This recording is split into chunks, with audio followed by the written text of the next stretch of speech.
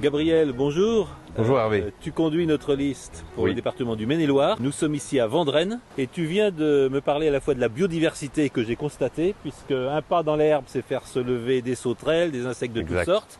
Mais tu m'as aussi parlé de ton inquiétude devant l'appauvrissement des sols en matière organique. À force de labourer, à force de traiter chimiquement tous ces champs, on a tué les matières organiques.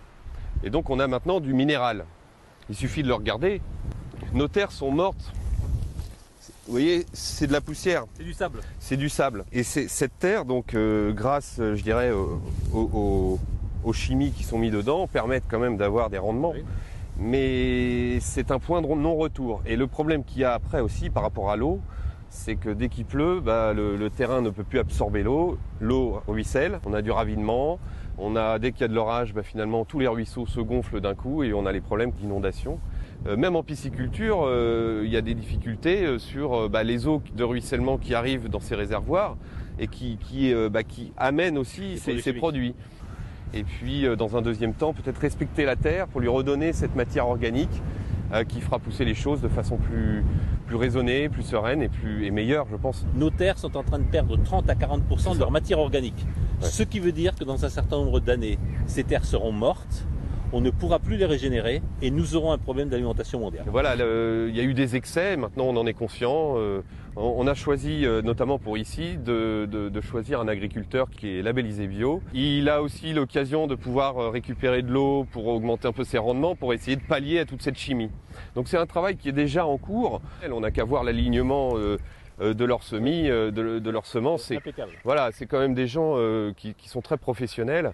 Donc tout n'est pas perdu, il y a de l'espoir, il y a beaucoup d'espoir.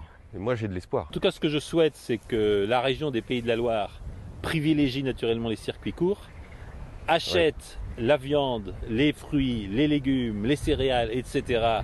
aux paysans, comme tu le dis, et pas aux industriels de la nourriture hyper transformée, dont on sait qu'elle a des conséquences catastrophiques pour la santé humaine.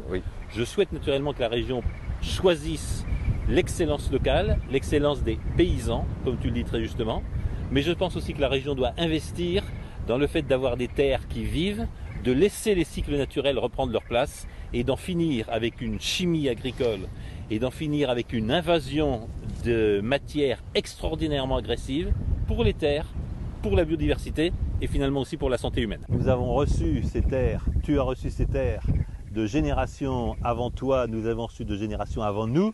Je pense que notre premier devoir, c'est de les transmettre à nos enfants, à nos petits-enfants, à ceux qui viendront après eux, dans la biodiversité, dans la joie de vivre sur notre territoire, dans un état aussi bon et si possible meilleur que celui dans lequel on les a reçus.